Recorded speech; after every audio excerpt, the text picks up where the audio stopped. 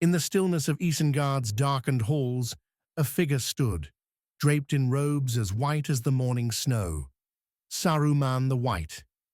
Once hailed as the greatest of the Istari, his wisdom revered by all, he was the beacon of hope for Middle-earth, the one to lead the fight against the growing shadow of Sauron.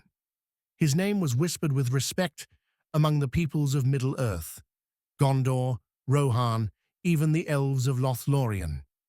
To them, Saruman was the ultimate protector, a wise and powerful wizard who had long devoted his mind to studying the arts of the enemy. No one suspected that beneath this noble exterior, something darker was stirring, but there was one who could see it, the one who knew. And though his warnings were whispered, they were largely ignored. Aragorn, the ranger born of ancient lineage, was not one to trust blindly. The blood of the Dunedain ran thick in his veins, and with it came the rarest of gifts, foresight, a gift that had guided him since his youth, a glimpse into the threads of fate that tied all things together. It was this foresight that first raised a whisper of doubt in Aragorn's heart. Saruman, the White Wizard, had long stood as a friend, a protector of the free peoples. But Aragorn, sharp-eyed and quick of mind, could see the subtle shift in the wind, the way the shadows clung to Saruman's every word. Aragorn's journey began not with a confrontation, but with an awareness that gnawed at the edges of his thoughts. His time in Rohan, serving under King Theoden as the mysterious Thorongil, brought him into close contact with Saruman's growing influence. At first, Saruman's counsel seemed wise. He spoke of the rising threat of Sauron, of the need to strengthen Rohan's defenses.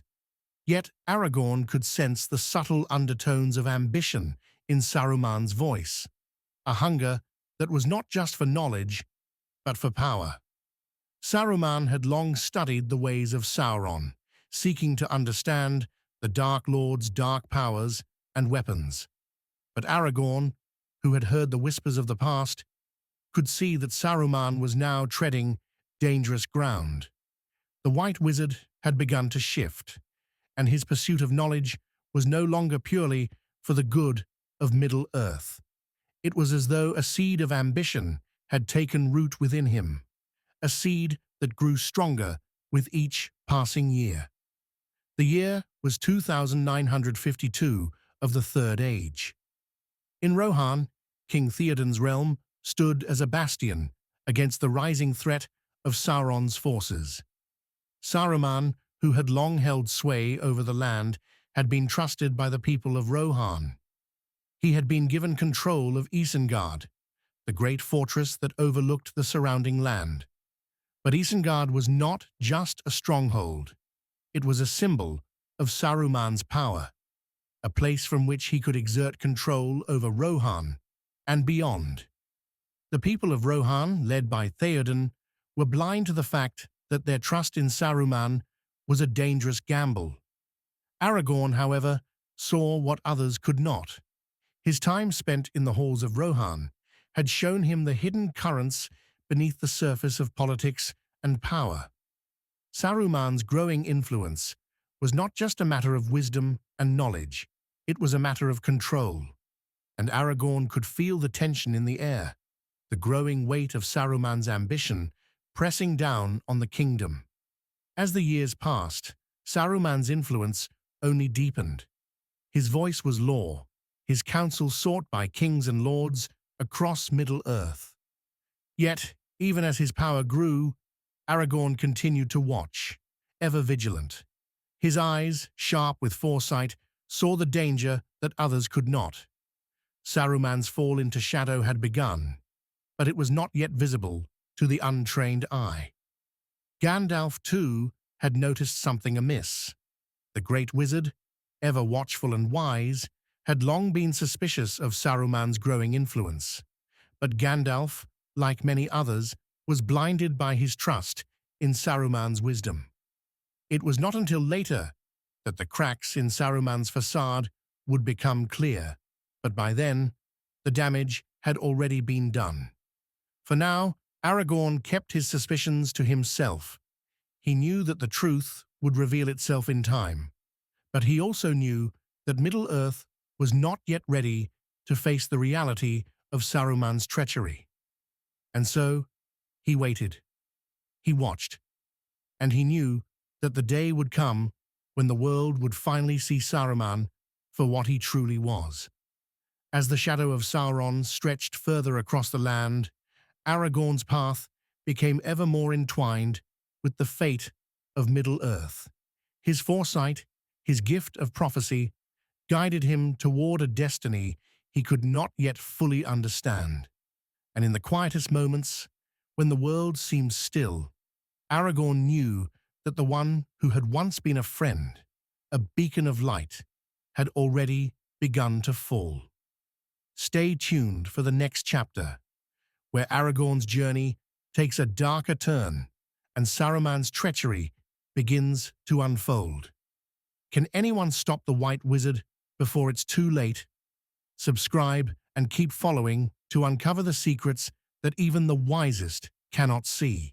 Isengard, once a symbol of strength and wisdom, now stood as a monument to Saruman's ambition. Towering above the land, Orthank's black spire pierced the sky, its shadow stretching across Rohan like a dark omen. Saruman had been entrusted with this fortress by the people of Rohan, and for many years it had served as a symbol of his wisdom and strength. But now, in the growing darkness of Middle-earth, Orthanc was becoming something else, a beacon of power, a stronghold from which Saruman could weave his own designs. Saruman's mind, once devoted to the study of the Dark Lord Sauron's devices, had now turned towards something more dangerous. In his quest for knowledge, he had uncovered many of the ancient secrets of the enemy, but as his understanding grew, so too did his hunger. He no longer sought merely to protect Middle-earth from the darkness. He sought to wield that darkness for himself. The line between wisdom and power had blurred in Saruman's mind, and now he was no longer the protector of the free peoples. He was a would-be conqueror. At the heart of Isengard, the wizard's experiments grew darker. The tower was no longer a place of study or counsel, but a breeding ground for something far more sinister. It was here, in the depths of Orthanc, that Saruman began his twisted experiments. The creation of the Uruk-hai, the monstrous hybrid of orc and man. These creatures, bred for war, would become the core of Saruman's army, an army that would challenge the free peoples of Middle-earth and serve his own ambitions. As the years passed, Saruman's transformation was almost complete. The White Wizard, once revered as the greatest of the Istari, had become a figure of darkness and malice. His knowledge of Sauron's ways had turned against him, twisting his soul as much as it had expanded his mind. He had begun to believe that the only way to truly defeat the Dark Lord was to take the One Ring for himself, to wield the power of the ring as a means of defeating Sauron and claiming dominion over all of Middle-earth. This desire, though carefully hidden beneath the surface, had begun to seep out, visible to only a few. One of those few was Gandalf the Grey.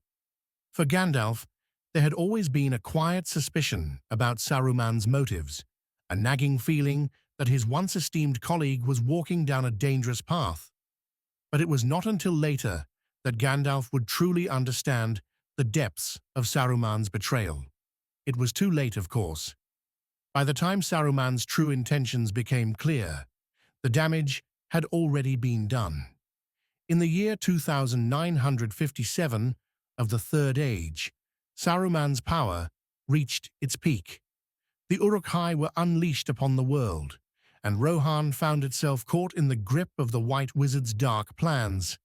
The kingdom, once a symbol of strength and freedom, was now a pawn in Saruman's grand design.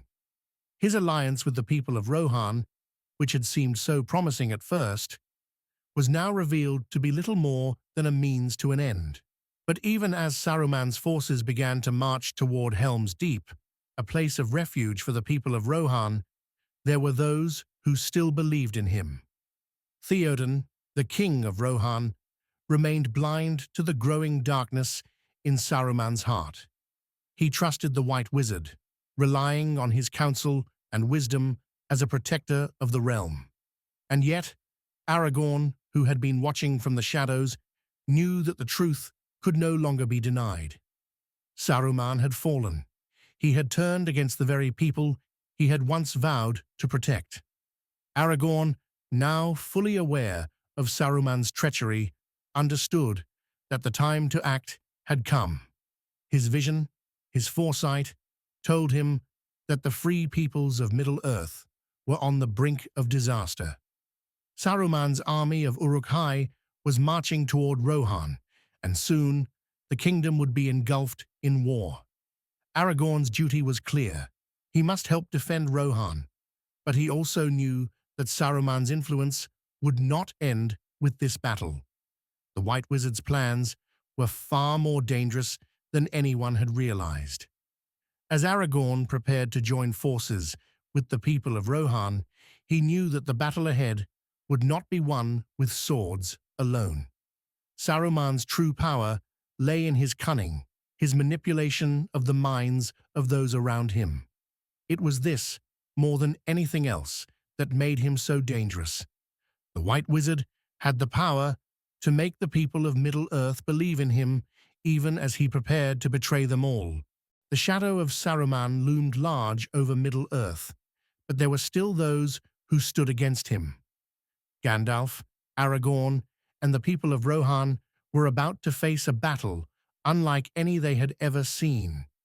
The fate of Rohan, and perhaps the entire free peoples of Middle-earth, rested on the choices they made in the coming days. Stay tuned for the next chapter, where Aragorn and Gandalf confront the growing threat of Saruman's army. Will they be able to stop the White Wizard's rise before it's too late? Don't miss the next part of this epic journey. Subscribe now for more. The year was 3019 of the Third Age. Saruman's betrayal had long been a whisper, an undercurrent flowing beneath the surface of Middle-earth's troubled waters. But now, as the winds of war blew fierce across Rohan, the truth could no longer be ignored.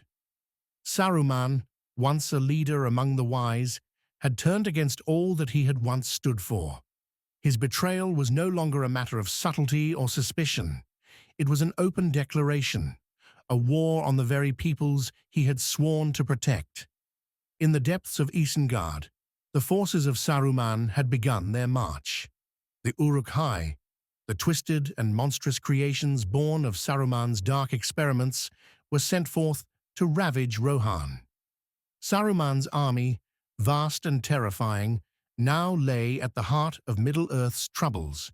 His true purpose was finally revealed: to bring down Rohan, to claim the land for himself, and to turn the tide of war in Sauron's favor. Yet, even as the smoke of battle rose from the plains, there were those who still refused to see Saruman for what he had become. King Theoden, stubborn and proud, had been deceived by the wizard's silver tongue. For years, Saruman had ingrained himself in the kingdom of Rohan, positioning himself as the kingdom's protector, its savior. But in truth, he was its executioner. The White Wizard had spun his webs of lies so tightly that no one had seen the dark thread that bound them. Gandalf, however, had not been fooled. The Grey Wizard had long harbored doubts about Saruman's true nature, and now, as Saruman's true intentions unfolded, Gandalf's fears were realized. It was Gandalf who saw the need for action when no one else could.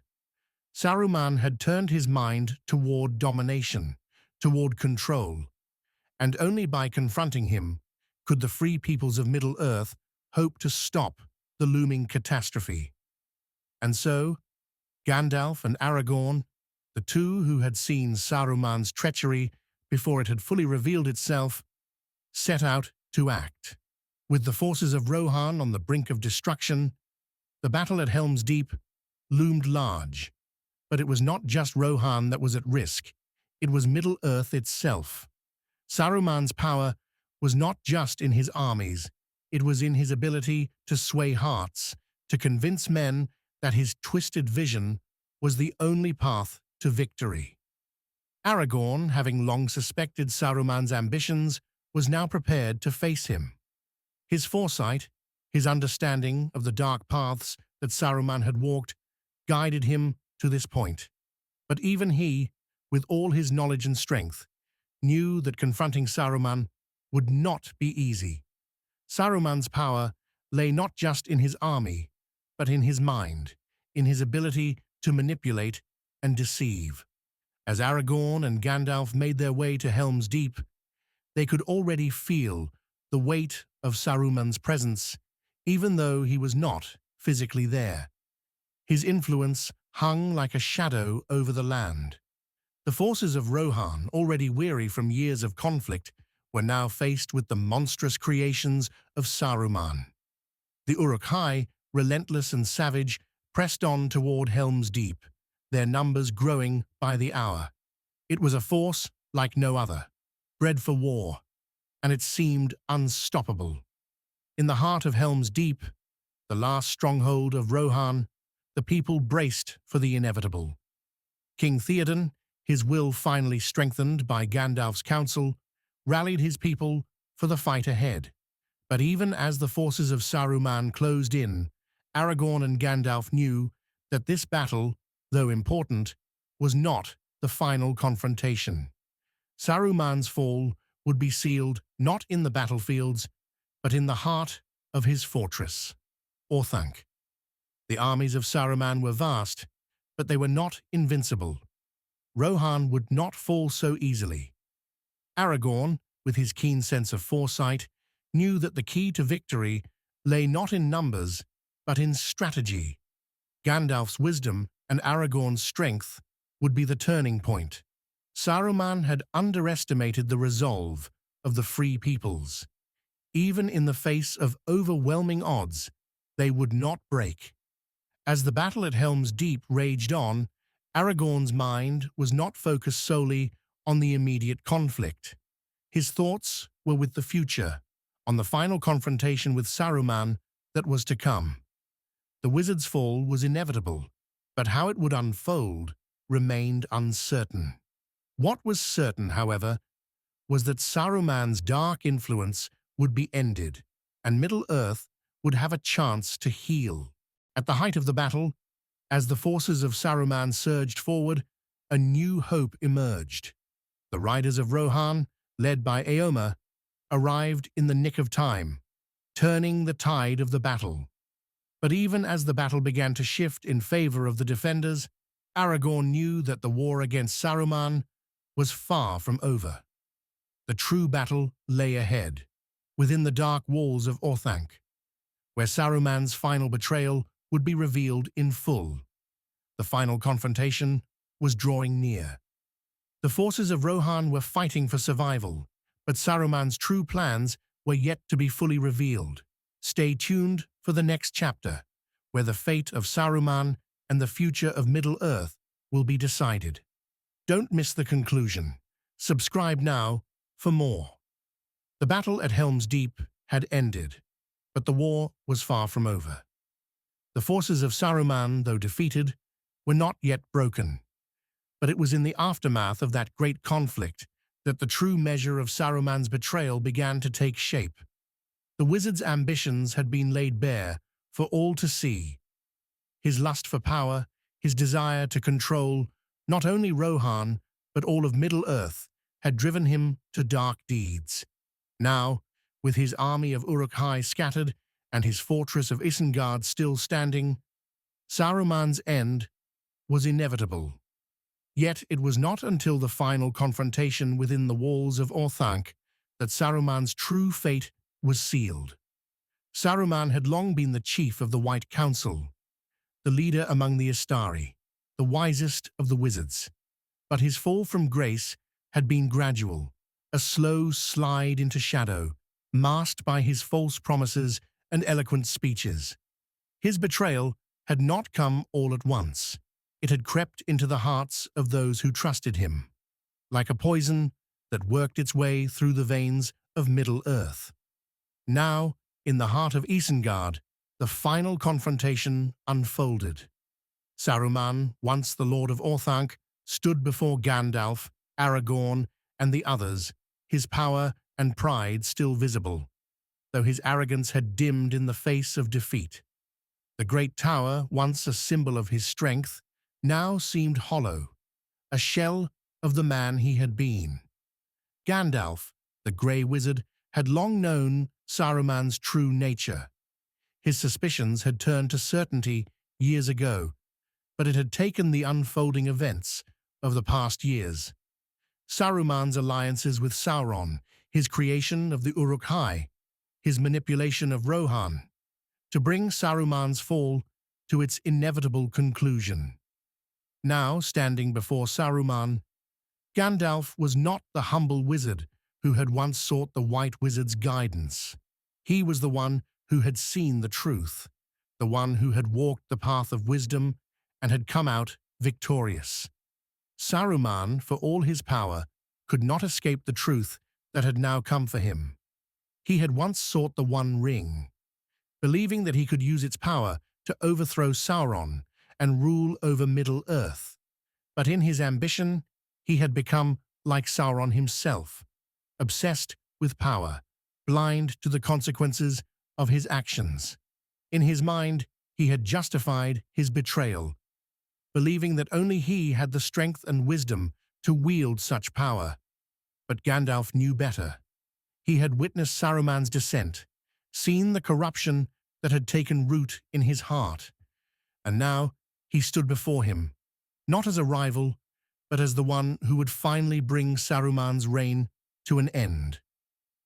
"Curunir," Gandalf said, his voice steady and resolute, "you once stood with us, but you have fallen. Your quest for power has destroyed you, and now your betrayal has cost you everything." Saruman, his face twisted in fury and regret, stared back at Gandalf. The man who had once been his pupil, his equal, now stood before him, the one who would undo everything he had built.